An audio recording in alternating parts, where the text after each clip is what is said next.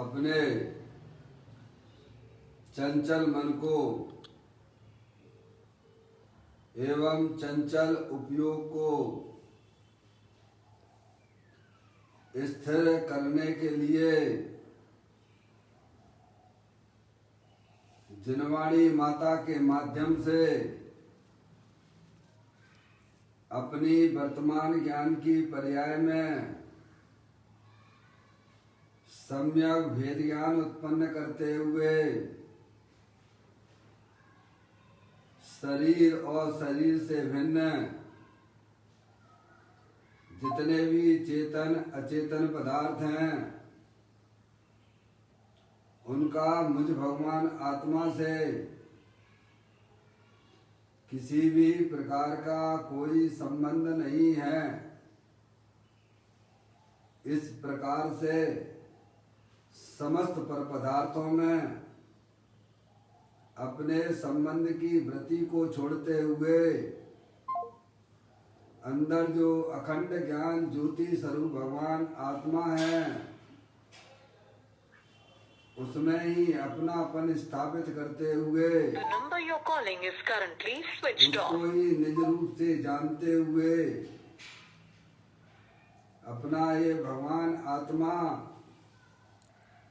सदा काल शरीर आदि पर पदार्थों से भिन्न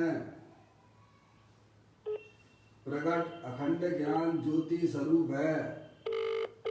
ऐसा अपने आप को जानो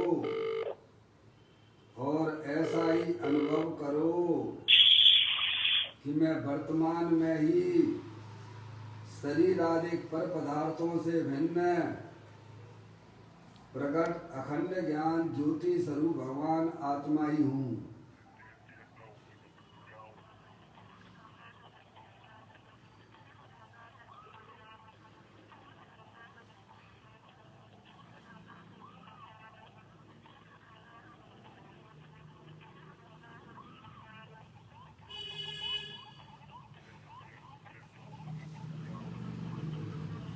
इसी प्रकार से संसार अवस्था में आत्मा की पर्याय में जो विविध प्रकार के पुण्य पाप के परिणाम होते हैं वे समस्त भाव पर के लक्ष्य से होने वाले भाव हैं।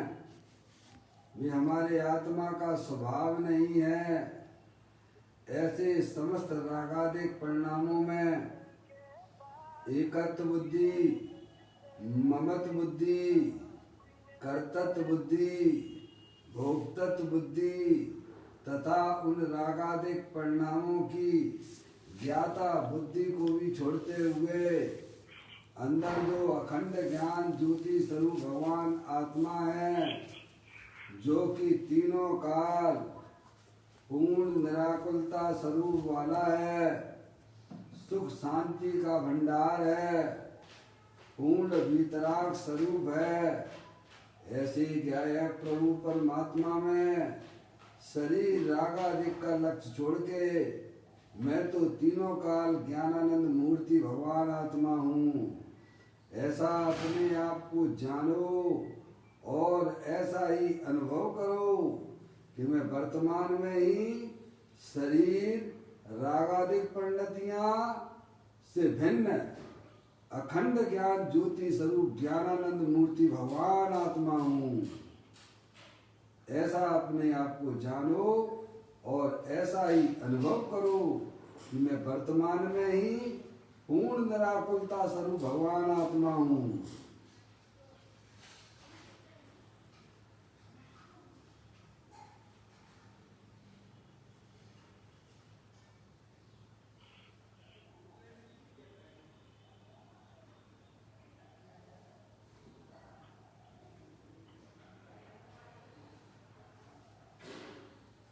इसी प्रकार से संसार अवस्था में आत्मा की पर्याय में जो पर के लक्ष्य से होने वाला ज्ञान है वह परलक्षी ज्ञान भी हमारे आत्मा का स्वभाव नहीं है, वह तो इंद्रिय जनित ज्ञान है।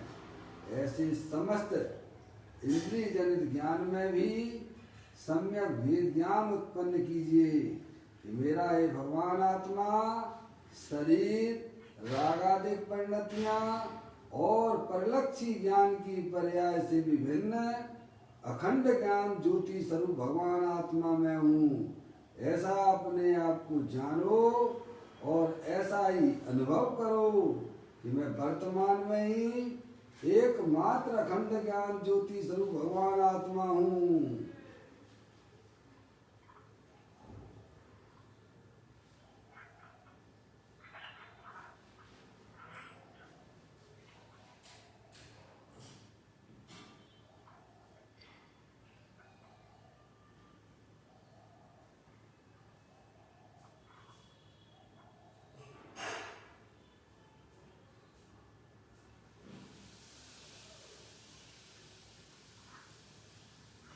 मेरे भगवान आत्मा में शरीर रागादिक परिणतियां और परलक्षी ज्ञान की पर्याय का भी प्रवेश नहीं होता है, क्योंकि मेरा ये भगवान आत्मा सदाकाल शुद्ध वितराग विज्ञान घन स्वरूप है।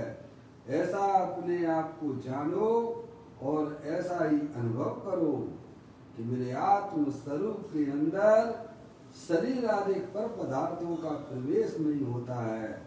मेरे आत्म स्वरूप के अंदर रागादिक परिणतियों का भी प्रवेश नहीं होता है। मेरे आत्म स्वरूप के अंदर परलक्षी ज्ञान की पर्याय का भी प्रवेश नहीं होता है, क्योंकि मैं तो तीनों काल शुद्ध वितराग विज्ञान घन स्वरूप भगवान आत्मा हूँ। ऐसा अपने आप को जानो और ऐसा ही अनुभव करो कि मैं तो वर्तमान में ही शुद्ध वितराग विज्ञान घन स्वरूप भगवान आत्मा ही हूँ।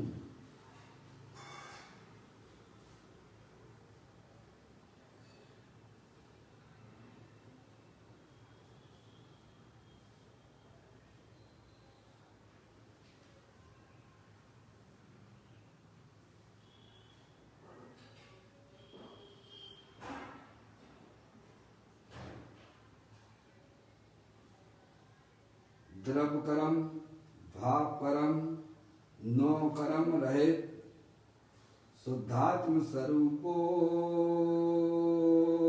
हम।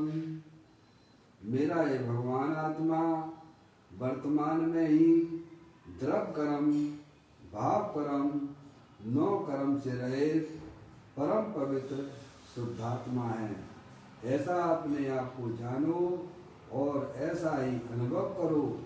ये ज्ञान वर्ण आदि 8 कर्म मेरे आत्मा से भिन्न है। ये मोराग्दिश के परिणाम मेरे आत्मा से भिन्न है।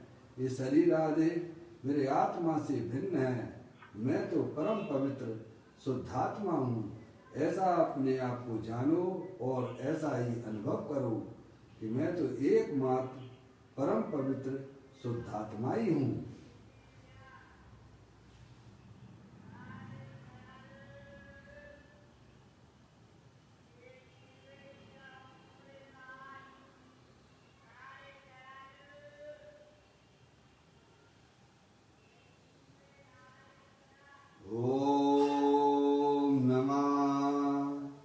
सिद्धेव्या ओम नमः सिद्धेव्या ओम नमः सिद्धेव्या चिंतामणि सम स्वयं का चैतन्य तत्वमान है।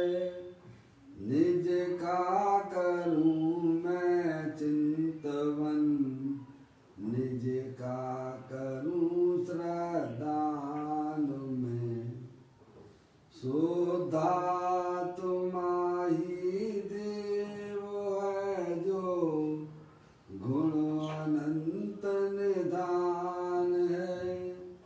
मैं स्वानुभव में देखूं आत्मा स्वयं भगवान है।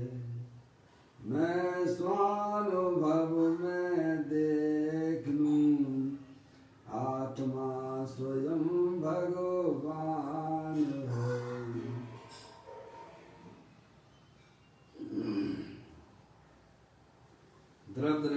गुणेश्वर और पर्याय दृष्टि गुणेश्वर की चर्चा महान ग्रंथ के माध्यम से हम और आप यहाँ इसका स्वाध्याय कर रहे हैं। पुस्तक को आप लोग निकाल लीजिएगा। पेज नंबर 184 का है। बोल नंबर 803 है। स्वाध्याय प्रारंभ करते हैं। पुस्तक को आप लोग निकाल लीजिए।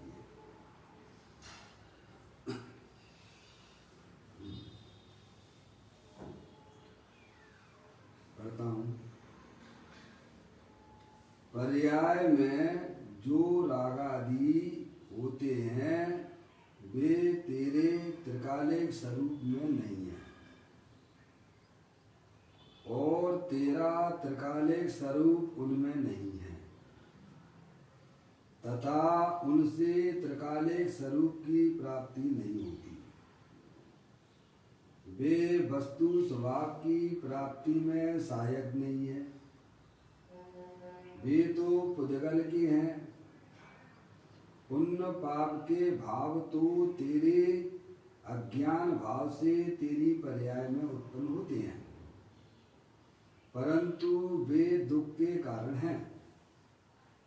इसीलिए अब वस्तु स्वरूप की प्राप्ति हेतु उनसे भ्रम हटना कर और उनसे विरक्त हो। देखिएगा, बड़ी सुंदर चर्चा आचार्य भगवंत मुनिराज अरिहंत परमात्मा हमें आपको समझाते हैं कि अपना जो चैतन्य वस्तु है वह तीनों काल शरीर और रागादिक परिणतियाँ जो अंदर में हमारे परिणामों में हुआ करती हैं, संसार अवस्था में जो विविध प्रकार की इच्छाएं हुआ करती हैं, शुभ और अशुभ जो इच्छाएं हमारी आत्मा की में होती हैं, पर्याय में होती हैं, समझ में आया? उनसे अपना भगवान आत्मा त्रिकालिक वस्तु चेतनेश्वर परमानंद स्वरूप वह उससे भिन्न है। समझ में आया? सारी दुनिया ऐसा मानती है या जानते भी हैं, कहते भी हैं कि आत्म जो वस्तु है वह शरीर से भिन्न है। इतनी तो वह स्वीकृति करते हैं। समझ में आया? लेकिन ज्ञानी जीव कहते हैं कि शरीर से तो भिन्न है ही, ये राग से भी तेरा आत्मा भिन्न है। समझ में आ गई भाई साहब? जो हमारे आत्मा की पर्याय में जो भी शुभ भाव होते हैं, भगवान की पूजा का, भक्ति का, स्वाध्याय का, अनुव्रत का, महाव्रत का, यह परिणाम शुभ परिणाम है। हिंसा का, झूठ का, चोरी का, कुशील का जो परिणाम वह अशुभ भाव है। समझ में आया? वो पाप भाव है। होता है कि नहीं होता? संसार अवस्था में होता है। तो कहते हैं वह तुम्हारे आत्मा से अत्यंत भिन्न है। ये बात यहाँ चल रही है। समझ में आया भैया? सारी दुनिया शरीर से भिन्न आत्मा को बताती है। ऐसा ज्ञानी कहते हैं कि राग से भी भिन्न है। सारी दुनिया पाप को पाप कहती है, ज्ञानी जीव पुण्य को भी पाप कहते हैं। ये बात हमें बड़ी अच्छी तरह से समझने लायक है। समझ में आया? दुनिया से हटकर ये बात है। समझ में आया? दिगंबर जैन धर्म जो है, सारी दुनिया के जहाँ धर्म जो है उनसे हट के धर्म है ये। वस्तु स्वरूप को प्रकाशित करने वाला धर्म है ये, जो आज हम और आपको है भाई साहब, आपके पुण्य की वजह से ये हमें आज उपलब्ध है। समझ गया? हमें अपने आत्मा के स्वरूप को समझना चाहिए। मौका मिला है तो आपको इसको अच्छी तरह से समझने का प्रयत्न करना चाहिए। इसे हल्केपन से लेने की बिल्कुल भी ज़रूरत नहीं होना चाहिए। समझ में आया भाई साहब? देखिएगा, यहाँ कहते हैं पर्याय में जो रागादि होते हैं वे तेरे त्रिकालिक स्वरूप में नहीं है। देखिएगा, द्रव्य और पर्याय की बात है। पर्याय के बिना कोई द्रव्य नहीं होता है, द्रव्य बिना पर्याय के नहीं होता है। ये अनादि अनंत सत्य है। कोई भी वस्तु होती है वह पर्याय के बिना नहीं होती है। आप एक भी बता दीजिए कि जगत में ऐसा कोई भी वस्तु पदार्थ है जो पर्याय के बिना होती हो, या द्रव्य पर्याय के बिना होता हो। समझ में आया? आप खोजने जाओगे तो आपको एक वस्तु ऐसी नहीं मिलेगी जो पर्याय के बिना द्रव्य होता है और द्रव्य के बिना पर्याय होती है। अब आपको समझना चाहिए अब पर्याय का मतलब क्या। समझ में आया? पर्याय यानी परिणमन, पलटना। देखो आपको आपकी पर्याय में निरंतर शुभाशुभ परिणामों का बदलना हो रहा है कि नहीं हो रहा है? समझ में आया? हर समय आपकी पर्याय में निरंतर शुभाशुभ परिणामों का पलटना हो रहा है कि नहीं हो रहा है? हो रहा है। तो इसी को कहते हैं पर्याय है। और उसी समय आप जानने देखने वाले रहते हो कि नहीं रहते? शुभाशुभ परिणाम तो पलटते रहते हैं, लेकिन उस समय आप जानने देखने वाले रहते हो कि नहीं रहते हो? जैन दर्शन अत्यंत सरल है। अगर अभी आपको भाई साहब मौका मिला है, आप अपनी बुद्धि को, अपने ज्ञान को इसमें नहीं लगाओगे तो आप अनंत काल पीछे जाने वाले हो। सही बात है। समझ में आ गई भाई साहब? समझना तो आपको पड़ेगा ही पड़ेगा, क्योंकि आप आत्मा हो और आत्मा ही रहने वाले हो। अगर आपने इस गंगा बहती हुई गंगा में हाथ धो लिया तो आप अनंत काल के लिए आपका आत्मा सिद्ध परमात्मा बन के सुखी हो जाएगा। समझ? अरे वो तो बात की बात है। अभी तुम्हारी आत्मा में आनंद की किरणें उठने लग जाएंगी, है भैया। और इसे प्राप्त करने के लिए आपको किसी के पास जाने की बिल्कुल भी जरूरत नहीं है। सही बात है। ये घर बैठे आनंद लिया जाता है। समझ में आ गई? हम सुखी होने के लिए कितना उपाय करते हैं, कहाँ कहाँ भटकते फिरते हैं। पर ज्ञानी कहते भाई साहब तुम्हें कहीं भटकने की जरूरत नहीं है, तुम तो सच्चा ज्ञान कर लो और वर्तमान में सुखी हो जाओ। क्या भाई साहब? सच्चे धन कंचन राज सुख सबई सुलभ कर जाए, दुर्लभ है संसार में एक यथार्थ ज्ञान। एक यथार्थ ज्ञान। भाई साहब सच्चा ज्ञान कर लो, वस्तु स्वरूप का ज्ञान कर लो। अभी तुम अभी अभी अभी अभी अभी तुम्हारा आत्मा आनंद रूप परिणमन करने लग जाएगा तो सारे दुख तुम्हारे विलय को प्राप्त हो जाएंगे। वो फार्मूला ज्ञानी तुम्हें समझाते हैं। समझ में आया भाई साहब? करोड़ों अरबों खरबों रुपए भी तुम्हें कोई दे तो ये चर्चा छोड़ना नहीं। समझ में आ गई भाई साहब? क्योंकि हमारे हित की चर्चा है, हमारे आत्मा की प्राप्ति कराने वाली चर्चा है ये। कहते हैं पर्याय में जो राग आदि होते हैं, जो मोह राग देश के परिणाम जो हमारी आत्मा की पर्याय में होते हैं, ये शरीर में नहीं होते हैं। कहाँ होते हैं? पर्याय में होते हैं भाई साहब। आत्मा की पर्याय में विभाव रूप परिणाम है ये शरीर का विकार तो शरीर में होता है। आत्मा का विकार मोह राग देश के परिणाम आत्मा की पर्याय में होते हैं, वे तुम्हारे आत्मा के अंदर प्रवेश नहीं करते हैं। समझ में आ गई भाई साहब? कहते हैं पर्याय में जो रागादिक होते हैं वे तेरे त्रिकालिक स्वरूप में नहीं है। तू तो सिद्ध भगवान जैसा है, बिल्कुल सिद्ध भगवान में और तेरे में कोई अंतर नहीं है। तू अपनी दृष्टि तो बदल है भाई साहब। उपयोग पलटने से भाई साहब बहुत बड़ी चीज आपको मिलने वाली है। बैरमुखी होकर तो पामरता मिलेगी भाई साहब।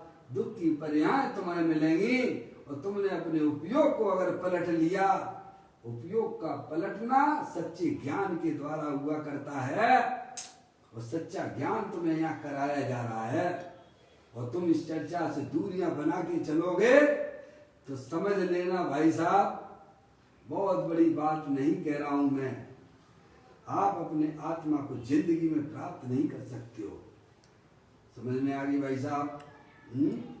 अगर आपको अपने आत्मा की प्राप्ति करना हो, वर्तमान पर्याय में अगर सुखी होना हो, तो अरिहंत परमात्मा द्वारा बताया गया जो वस्तु स्वरूप है, दुनिया छोड़ देना, अपनी आत्मा की चर्चा करते रहना, अपने आत्मा को समझते रहना, उसमें किसी प्रकार का कोई प्रमाद ना करना। सही बात है। कहते हैं पर्याय में जो रागादिक होते हैं वे तेरे त्रिकालिक स्वरूप में नहीं है। ये वर्तमान में जो विविध प्रकार की इच्छाएं सुभाषुभ परिणाम होते हैं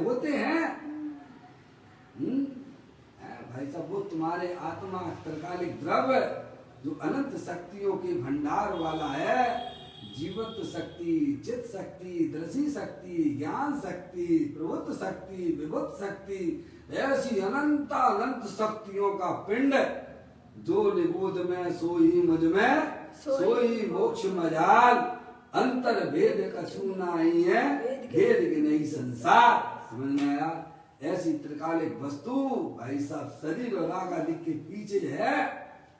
आपका ज्ञान वहां परिवर्तन करे तब काम चलता है भाई साहब। समझ में आया भाई साहब?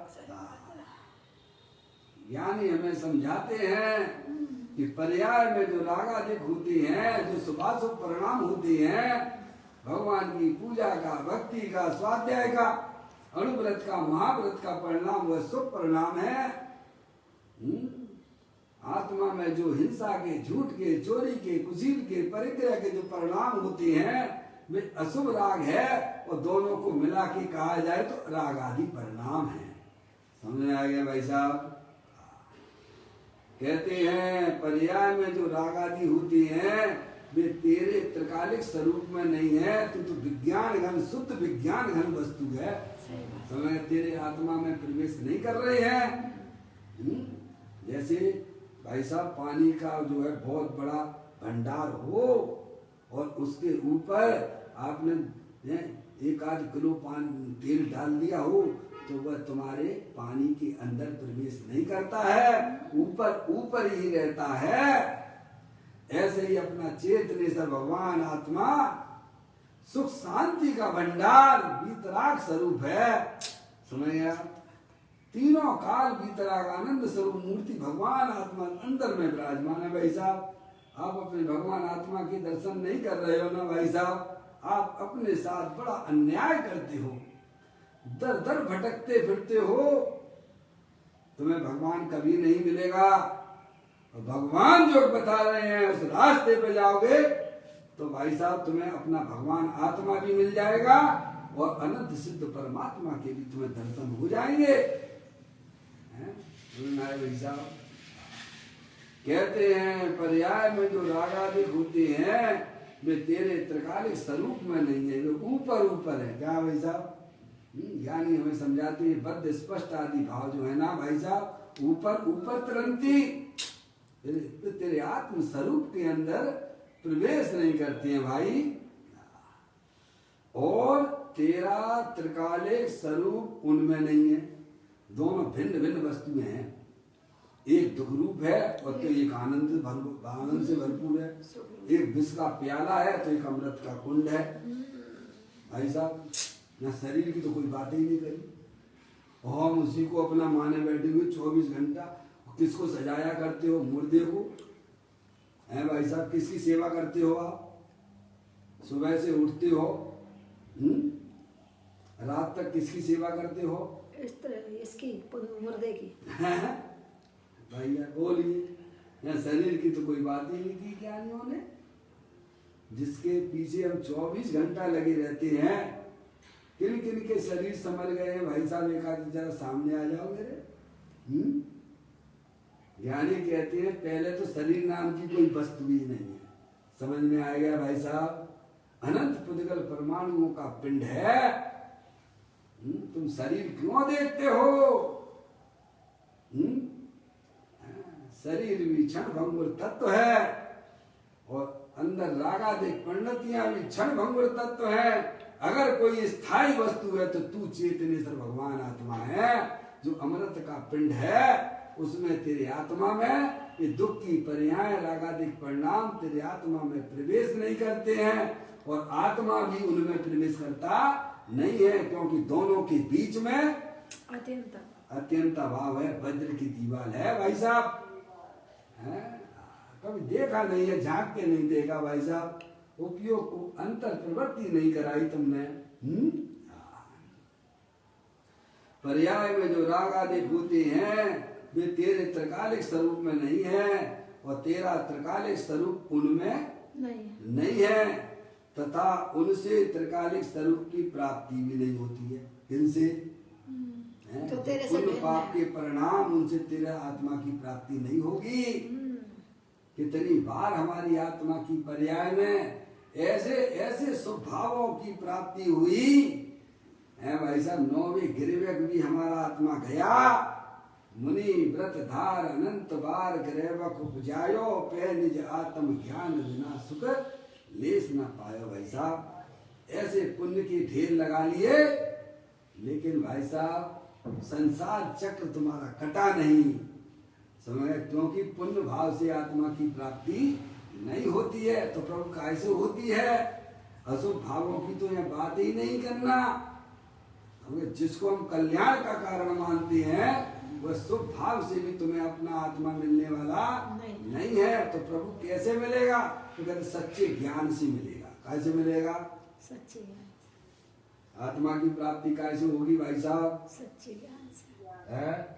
सच्चा ज्ञान, वेद विज्ञान, समझ गए आप? जितने भी जीव आज संसार में रुल रहे हैं, दुखी हो रहे हैं, वेद विज्ञान क्या? वे सब वेद विज्ञान के अभाव से हो रहे हैं। और जितने भी जिन जीवों ने अपना आत्मिक सुख प्राप्त किया है भाई साहब वेद विज्ञान के द्वारा किया है, सच्चे ज्ञान के द्वारा किया है।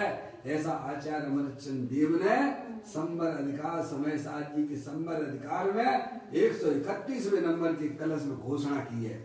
समझ में आया भाई साहब? आचार्य भगवंतों की बात नहीं मानोगे क्या? सही बात।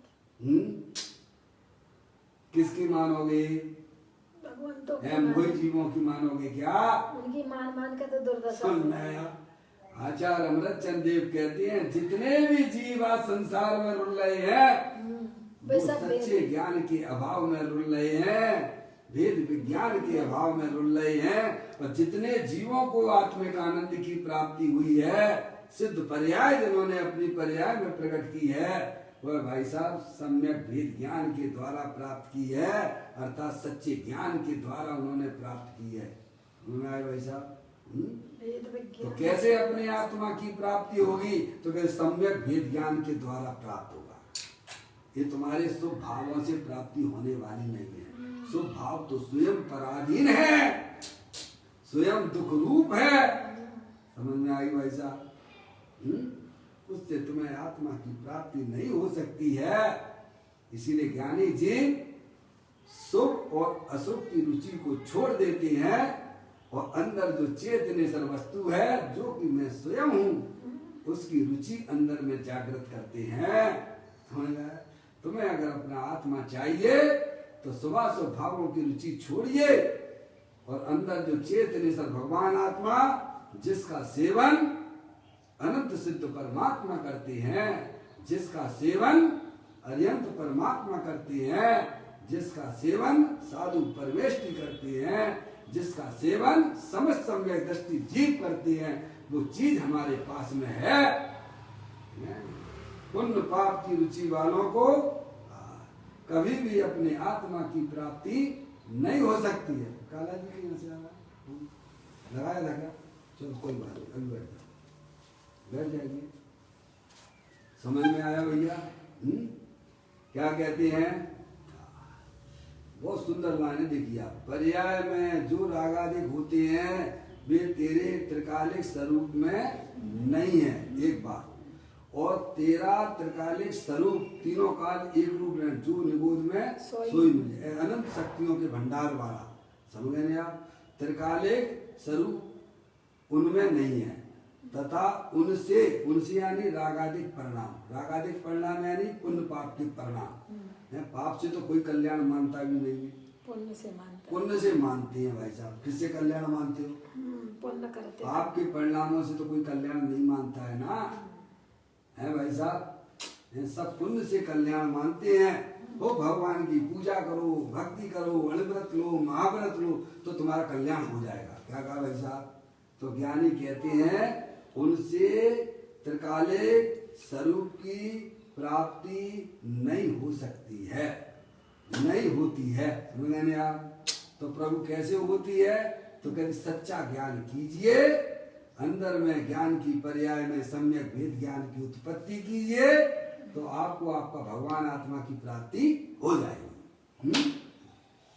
यही सच्चा ज्ञान है कि रागादेव परिणति मेरे आत्मा से अत्यंत भिन्न है। मेरा चेतन सर भगवान आत्मा, यही सच्चा ज्ञान है भैया। है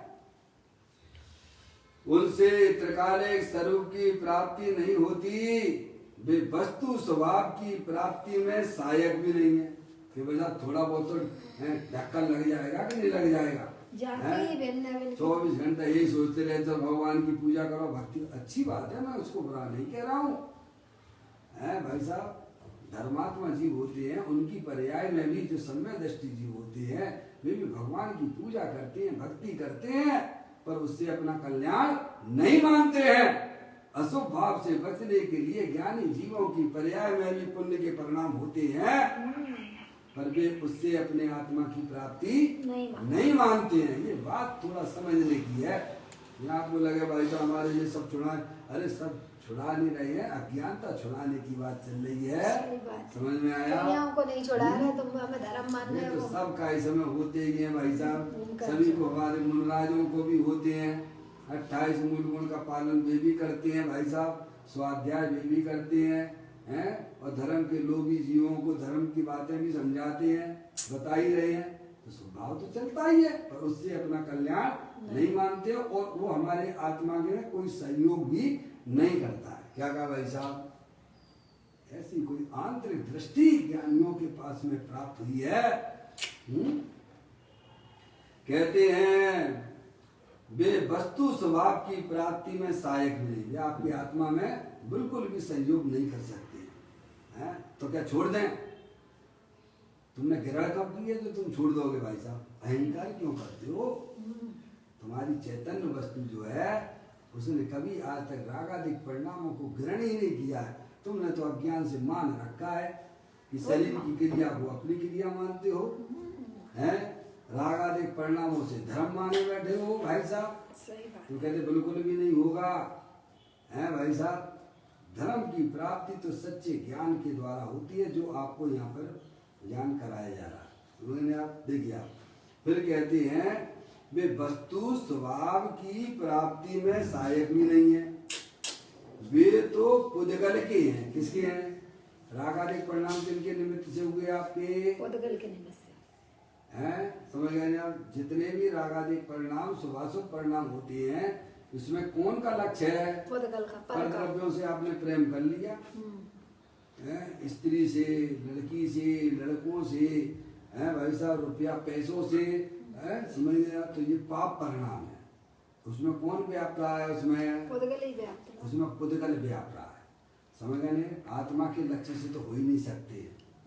आत्मा के लक्ष्य से तो ऐसा समय दर्शन ज्ञान चारित्र रूपी पर्याय की प्रकटता होती है।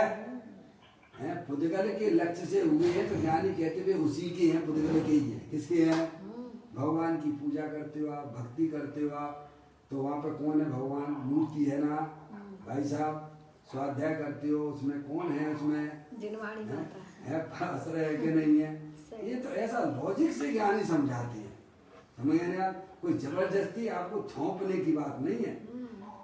लॉजिक से, न्याय से, नीति से भाई साहब इस बात को समझाया जा रहा है। तो उसमें ये पुद्गल के हैं। और देखिए आप लिखा हुआ वस्तु स्वभाव की प्राप्ति में सहायक नहीं है, वे तो पुद्गल के हैं। किनके लक्ष्य से हुए? पर के लक्ष्य से हुए। तो क्या कह लेंगे भाई साहब? ये तो उन्हीं के ही है, पुद्गल के ही है। समझे ना? पुण्य पाप के भाव तो तेरे अज्ञान भाव से तेरी पर्याय में उत्पन्न हुए। कैसे हुए हैं? अज्ञान भाव से। अब आप समझ लीजिएगा, हमारी आत्मा में जो भी विविध प्रकार की इच्छाएं उत्पन्न होती हैं, उनका तो अज्ञान विधाता है, उनका निश्चित चैतन्य विरोधी है। ऐसा आपने पढ़ा भी होगा श्रीमंदर भगवान की पूजा। श्रीमंदर भगवान की पूजा में भाई साहब है शुभ अशुभ व्रति एकांत दुख अत्यंत मलिन संयोगी है, अज्ञान विधाता है इनका निश्चित चैतन्य विरोधी है। कांटों सी पैदा हो जाती चैतन्य सदन के आंगन में, चंचल छाया की माया सी घटती क्षण में बढ़ती क्षण में। आप अनुभव कीजिए, यहाँ पुस्तक में लिखा है, आप अंदर में अनुभव कीजिए। क्या भाई साहब, अज्ञान विधाता है लिखा निश्चित चैतन्य। अंदर हमारी परिणतियों में जो शुभाशुभ परिणाम होते हैं वे अज्ञानता में से पैदा हुए हैं। समझ नहीं आया भाई साहब? जैसे एक साइड में आपके पास में हल्दी है और दूसरी साइड में चूना है। क्या है? दो वस्तुएं हैं आपके पास में, हल्दी और चूना। हल्दी और चूना दोनों। अब आपने क्या किया, हल्दी और चूने को मिला दिया अज्ञानता तो से। उसमें से कौन सा रंग निकला? लाल। पीला निकला कि व्हाइट निकला? ना पीला निकला ना व्हाइट निकला, लाल निकला। अरे बोलो, चूना और हल्दी, चूने का रंग है व्हाइट और हल्दी का रंग है पीला, और दोनों को आपने क्या किया, मिला दिया और उसमें से निकला एक रेड कलर। तो ये चूने का है कि हल्दी का है? ना चूने का है ना हल्दी का है। बोलो किसको कहोगे? अज्ञानता सब मिलावट सब। दोनों वस्तुओं का नहीं है भाई साहब। ये तो भाई साहब आपने जो मिला जुला के जो देख रहे हो ना, है भाई साहब, ये उसी का है। किसका? अज्ञान। ऐसे ही आत्मा में जो रागादिक परिणाम उत्पन्न हो रहे हैं, जीव जुदा है और उद्गल आदि दोनों जुदे हैं। क्या है? दोनों जुदे जुदे हैं। शरीर जुदा है और चैतन्य जुदा है। अब तुम क्या कर रहे हो? उसमें दोनों को मिला जुला रहे हो, तो उसमें से एक नया रंग निकल आया, शुभाशुभ भाव निकला। सही बात है। दोनों को भिन्न भिन्न जानोगे तो तुम्हारी आत्मा में वे रागादिक परिणतियां उत्पन्न होने वाली नहीं है। वे दुखरूप परिणतियां नहीं होंगी। निज को निज पर को पर जान, फिर दुख का नहीं ले। ज्ञानी कहते हैं भाई साहब, ये रागादिक परिणतियां तो अज्ञानता में से पैदा हो रही हैं, क्योंकि वस्तु स्वरूप में मिलावट हो नहीं रही है और हम वस्तु स्वरूप को मिलाने में लगे हुए हैं। क्या लगे हुए हैं?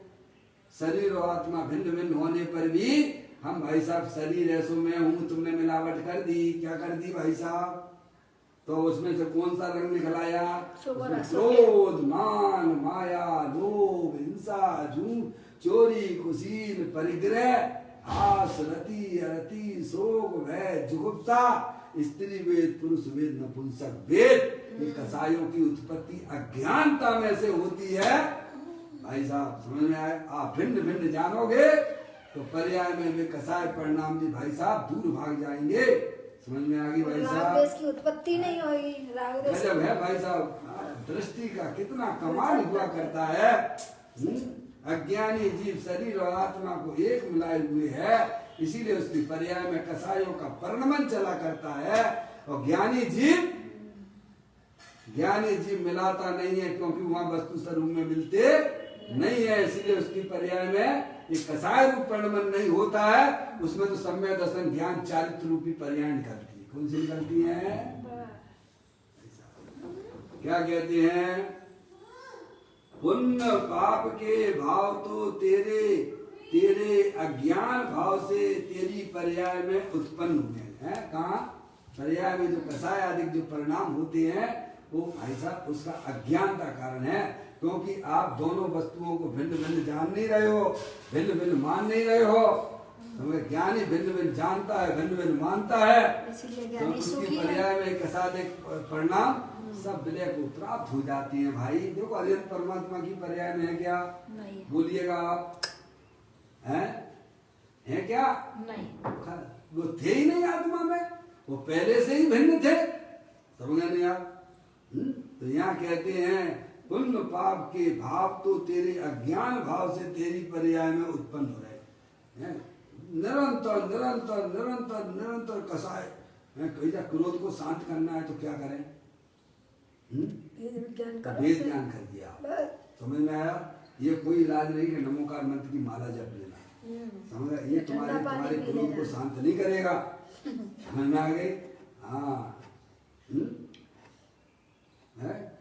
आत्मा में भाई साहब वेद का उदय आता है, स्त्री वेद पुरुष वेद से रमणी का परिणाम होता है, तो भाई साहब कैसे शांत होगा? नहीं, उनके पास चले जाओ, स्पर्श इंद्रिय का भोग कर लो तो मिल जाएगा। मूर्ख है। सम्यक भेद ज्ञान की ज्योति जला, ये कसाय आदि परिणाम तेरे बिल्कुल शांत हो जाएंगे। वेद विज्ञान जगो जिनके घट शीतल चित्त भयो जिन चंदन, केली करे शिव मार्ग में जगमाई जिनेश्वर के लघुनंदन।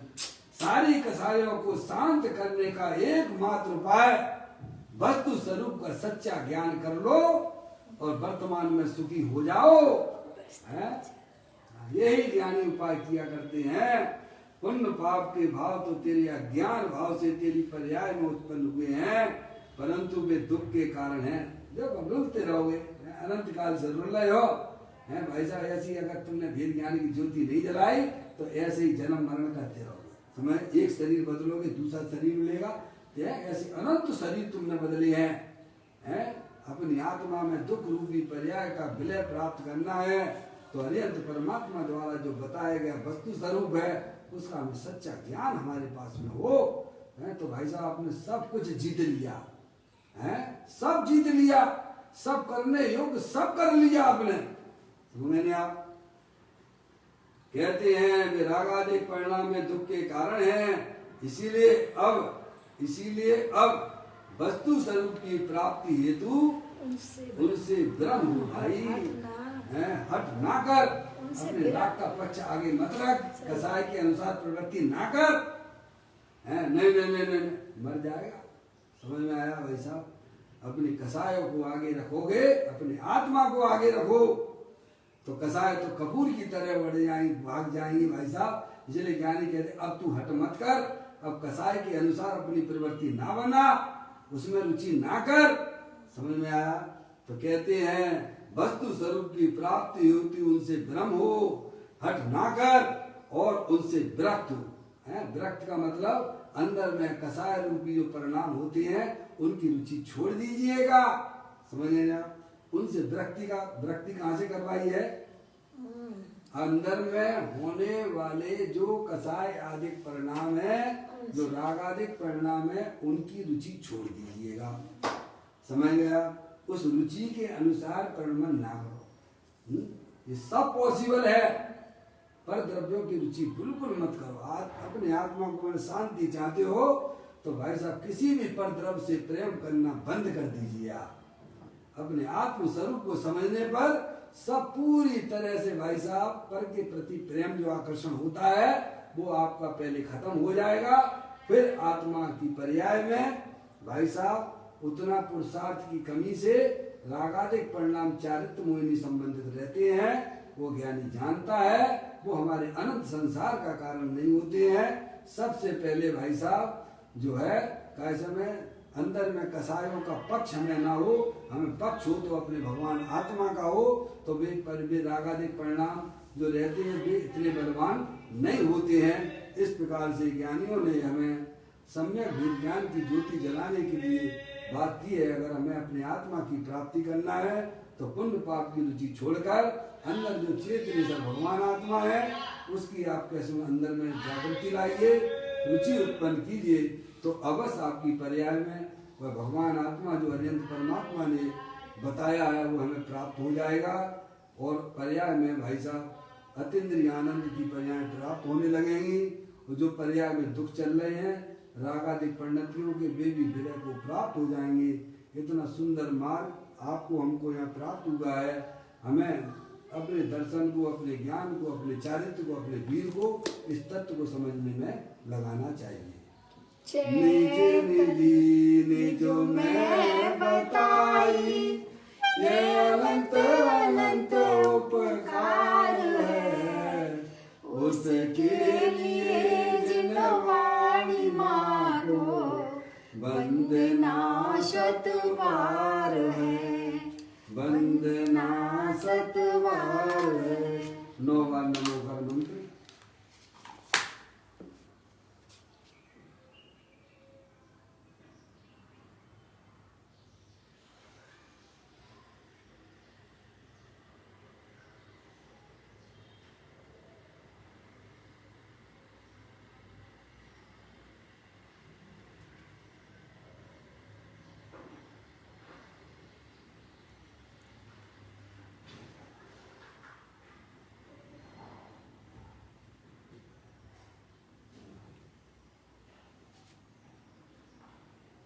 गुरु द्वादशांग जनवाणी माता की